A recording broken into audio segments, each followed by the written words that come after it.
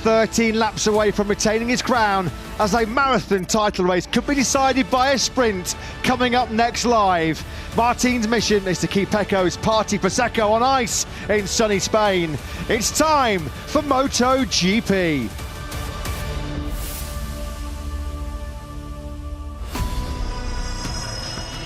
So for the 20th time in history, coming into round 20 of this year's MotoGP World Championship, the Premier Class title will be decided in the season finale. 4 kilometres, just under 2.5 miles, is this tight and twisty Ricardo Tormo circuit in Valencia. A stadium circuit with views of the whole track from pretty much every seat. We've had a record-breaking lap set this morning for pole position by Maverick Vinales, a 128.931, the first rider in the sub-129s. Tight and twisty in that sector 2 through 4, 5 and 6. Up to 250 kilometres an hour on the swing through turn 7. Got to be careful on the front tyre through turn 10, and an overtaking opportunities down the hill into turn 14.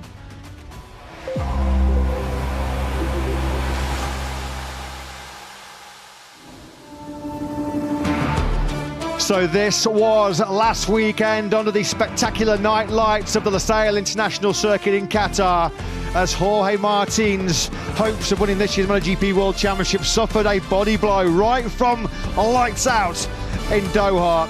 Big wheel spin off the line, starting 5th on the grid.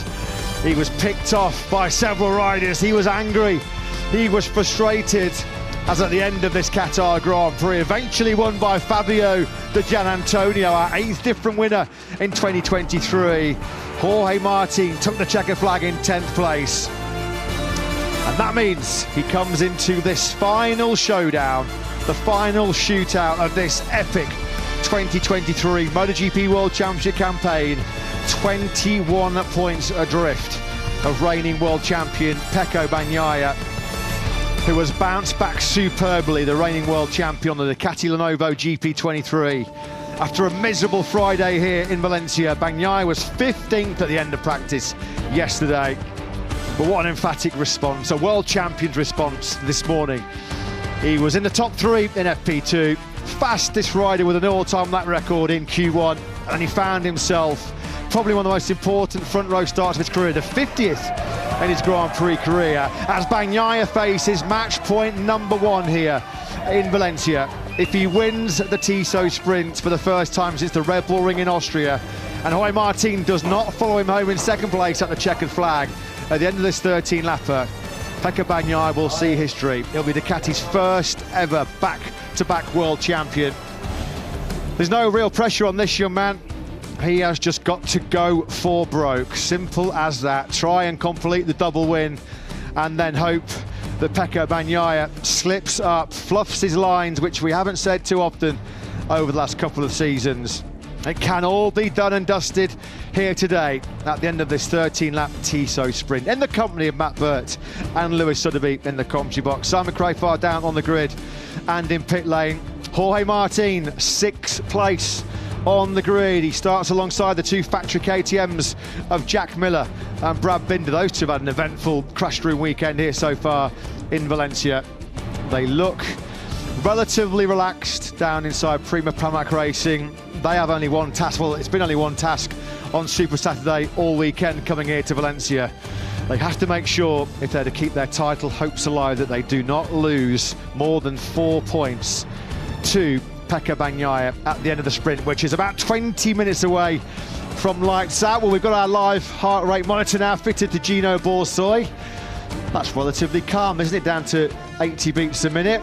Obviously a bit of a fitness freak as older Gino. It's been a lot higher, certainly this morning, in that frantic Q1 and Q2, which Bagnaia emerged from in superb fashion. 2nd place on the grid. Take nothing away, though, from the pole man, Maverick Vinales, grabbing his own headlines, grabbing some of the limelight away from our title contenders. The proud accolade, Maverick Vinales, the first and only rider ever around this 4-kilometre Ricardo Tormo circuit in Valencia to lap under the 129 bracket. An all-time lap record, 128.931. His first Aprilia pole position, bringing end to Ducati's golden run of 15 successive poles. We are set then for potentially the crucial sprint showdown here between Bagnaia and Martin under gloriously clear blue skies here at the Ricardo Tormo circuit in Valencia. The pendulum after Q2 this morning, Lewis, it did swing back in favour of the Catalanovo star Pecco Bagnaia, who goes from second on the front row with Maverick Vinales and Johann Zarco, with work to do for Martin coming from 6th place. You feel he has to win. He certainly has to beat Bagnaia to make sure that this championship rolls on for another 24 hours. Yeah, it's all well and good taking the title fight to tomorrow, but he's got to try and take it to tomorrow with a realistic chance of overturning Bagnaia's current points lead, which stands at 21 points. Completely agree with you. He needs a 9th Tito Sprint win today. Not just wants one, he needs one, and he has been so good in Tito Sprints in the latter part of this year. Pecco Bagnaia has not beaten Martin in a sprint since Barcelona. If he achieves that this afternoon, it could well be enough to clinch the world title. If Bagnaia wins this Tito Sprint and Martin fails to finish second behind him, Bagnaia will be champion in the next hour or so. A little maybe superstitious rub of the seat for the reigning world champion. What a position he is in to be just the 13th rider in Grand Prix history to win back-to-back titles.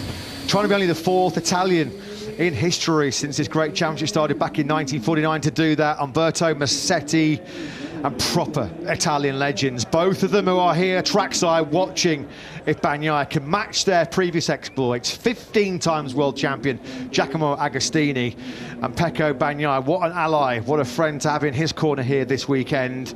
9 times world champion, some people's greatest of all time. The GOAT Valentino Rossi is here this weekend to see if Bagnaia can become the first Italian to retain the championship since this man on your screens now, Valentino Rossi, won the titles back-to-back in 2008 and 2009. You can still hear on the screens, despite a lot of affection in this part of the world for Marc Marquez, there's still a lot of affection for Valentino Rossi, and Pecco Bagnaia did touch upon this pre-weekend, Lewis. He's some asset to have in your camp here this weekend, because this guy on screens, 9 times world champion, he's been there, he's done it, he's got the t-shirt, he bid farewell, closed the door on his illustrious MotoGP career back in 2021. And he will just be crucial just to keeping Bagnaia cool, calm and collected ahead of this potential title-deciding sprint. Of course, Valentino Rossi has seen both sides of the coin as far as World Championship battles are concerned. As you say, a 9 times world champion, but of course, he might be the inspiration, or the sources of the inspiration, for Jorge Martin this weekend, who'll be trying to pull off the kind of comeback that Nicky Hayden produced in 2006, when that very Valentino Rossi lost what seemed a comfortable points lead. And this man has been using Nicky Hayden's 2006 shock turnaround when Valentino Rossi had dominated Friday and Saturday at the Valencia Grand Prix 17 years ago. Pole position, looked a massive favourite to win the championship. Hayden, the huge underdog, the Kentucky kid, but we know what happened, and that has been an inspiration for Jorge Martin. He needs an even bigger comeback, a bigger turnaround in fortunes, but what do we say in MotoGP all the time? Expect the unexpected, never say never. Let's go down and get some pre-sprint thoughts on tyre choice ahead of this 13-lap sprint here in Valencia. Simon Crafard joins Michelin Motorsport manager Piero Taramasso. Yes, Piero, I saw a lot of riders using both soft and medium rear tyres, and they like the hard front, but is it warm enough? Can you tell us what you think people will do?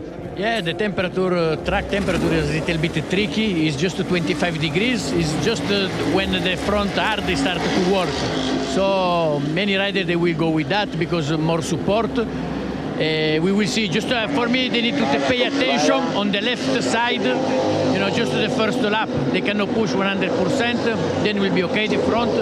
In the rear, we have more soft for the moment than medium. So.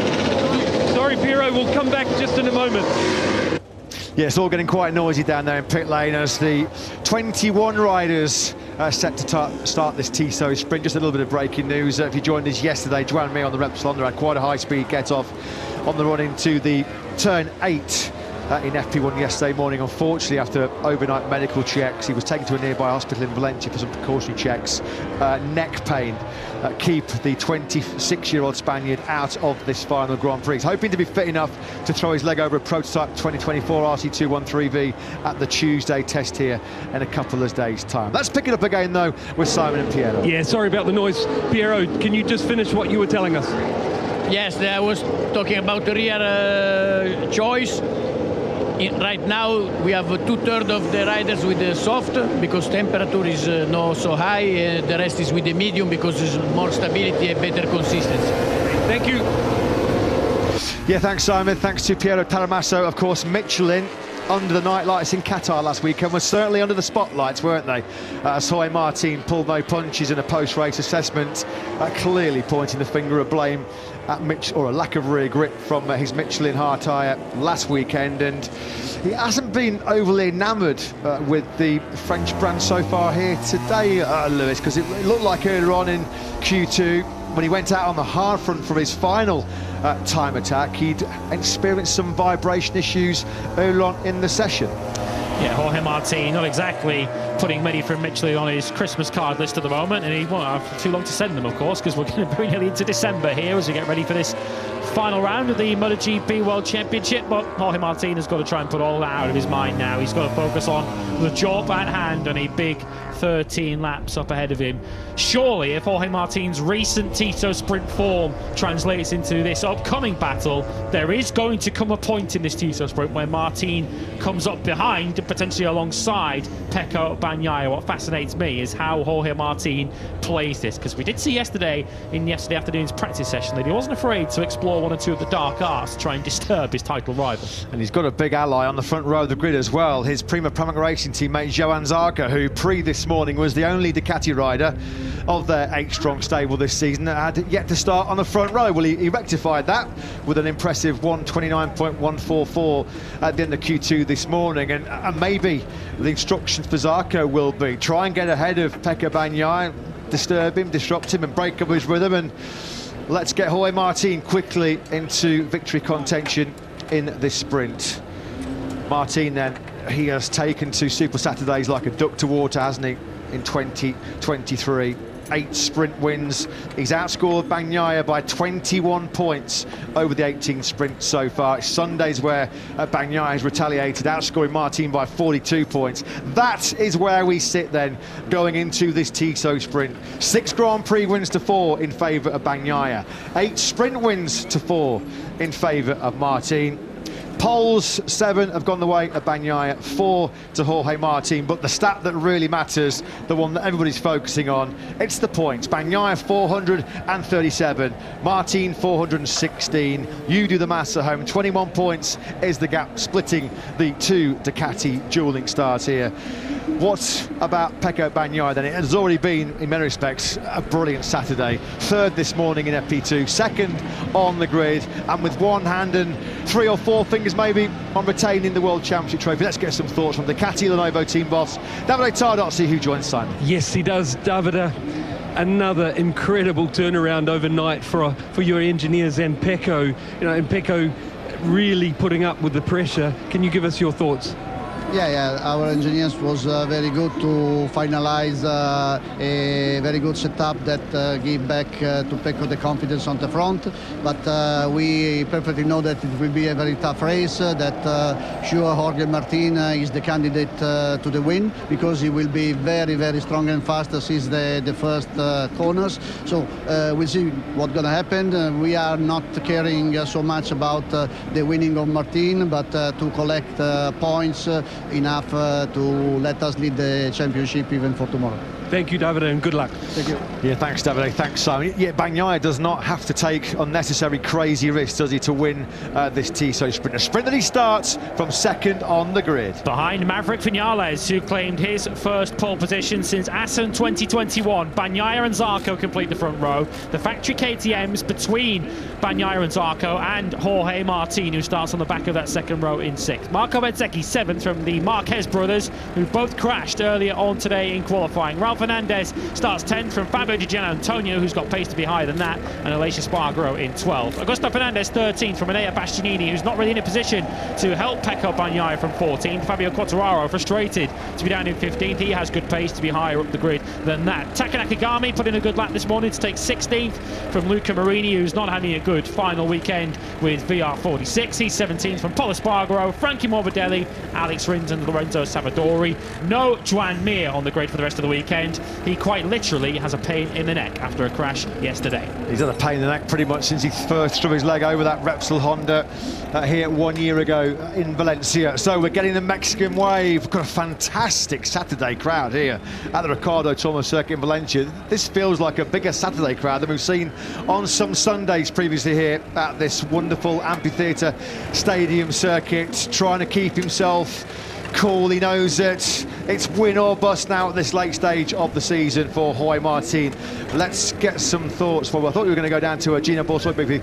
Excellent Saturday morning for Replicating Factory Racing. Jack Miller fourth in the grid, his best qualifying in 6 since he's on the front row in Motegi, followed by Brad Binder, who took a late fall in Q2 at turn 8. The 4th time in the last 7. The South African starts 5th on the grid. High hopes then for KTM ahead of this 13-lap sprint. Let's get some thoughts from their boss, Pit Byron, who's with Simon. Yes, Matt, you did hear me correctly. I was explaining that Gino Borsoi's too nervous, too stressed to talk today, so we're not going to hear from him about Jorge Martin. Right behind them, though, I've got Pit Byra, and I remember how strong Brad was at the final race here last year, and he's looking fast again. What are you expecting?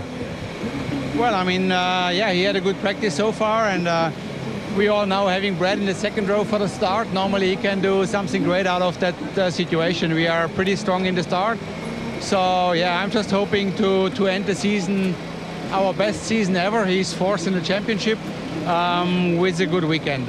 Want to bring all these boys home healthy this weekend and then already start focusing on next year. And a quick word on Jack, because he looked strong all through qualifying and practice as well. Yeah, also him. I mean, he had definitely a really difficult summer.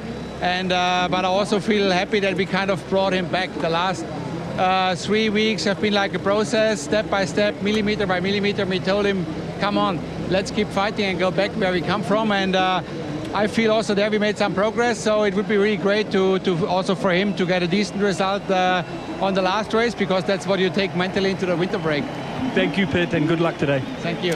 Yeah, thanks very much to Pit Byra, KTM boss there down the grid with Simon. Both of his riders inside that top 5 on the grid. Top 2 then in the last 7 sprints for Jorge Martin, but winless in the last 8 sprints is Pecco Bagnaia.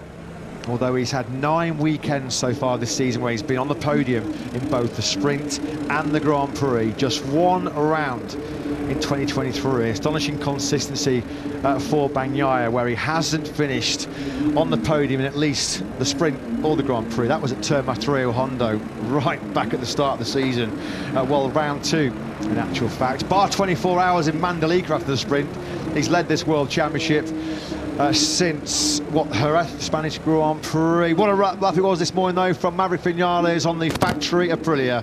A 1:28.931. It was an absolute stunner from the Spanish. Let's get some thoughts from Aprilia boss Paolo Bonora, who's with Simon. Paolo, Maverick looked so on form. How do you feel going into this sprint? Yes, he did it. We did it. An unbelievable result for us. Now the race pace for him was good. We are confident on it. Best of luck. Thanks so much. Yeah, Vinales, the first non-Ducati pole starter since his teammate Aleix Espargaro, all the way back at that Spanish Grand Prix, which we just mentioned.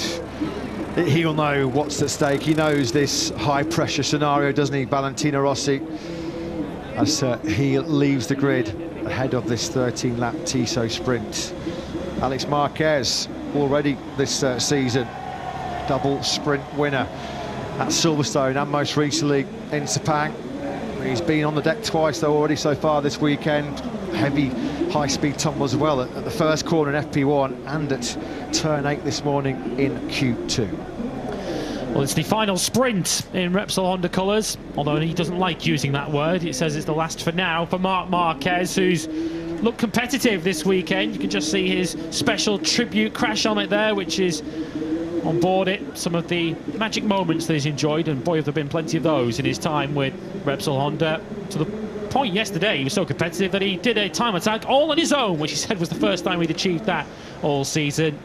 Had it not been for a crash in qualifying earlier on today, Marc Marquez probably would have been much higher up the grid than 9th place. But he admits on this weekend, given the occasion and his final outing for Repsol Honda, he's taking a few more risks this weekend, which should lead to an interesting sprint. Sorry, Marc Marquez fans. That crash this morning in Q2 took his tally for the season up to 28, which is now the highest of Marc Marquez's Grand Prix career in a single season. He'll be put that all to the back of his mind. He knows what it takes. He knows what it feels like to be crowned MotoGP World Champion right here in Valencia. He won World Championships here in 2013 in that record-breaking rookie season where he just ripped to shreds the history books, didn't he? 10 years ago, Marc Marquez. He's a race winner here in 2014, the last race of 2019, where he capped an amazing season where he did not finish lower than second in any Grand Prix. As the countdown now then is well and truly underway. From a neutral perspective, of course, and for the sellout crowd of over 100,000 fans that are coming here to Valencia tomorrow, we do hope that it all does go down to a thrilling climax in the full race, 27 laps here tomorrow. But it's all eyes on Bagnaia. This is his first match point. He does know he doesn't need to take the crazy risks. As Davide Tarlot said, no point in sticking his neck out when he's got so much to lose. Worst case scenario for Bagnaia is if he doesn't score a point in this sprint and Martin does win. Well, it will mean going into tomorrow's 27-lap Motor Grand Prix of Valencia, there'll be a 9-point gap. Jorge Martin then trying to keep his lifelong dreams alive. 21 points behind in the MotoGP World Championship, coming in to this final sprint of the new era. Saturdays really have been super, haven't they, in 2023? But Pecco Bagnaia knows if he wins a sprint for the 5th time in 2023 and Jorge Martin does not chase him home in second place at the checkered flag, we will have a back-to-back MotoGP World Champion as Pecco Bagnaia goes from second place.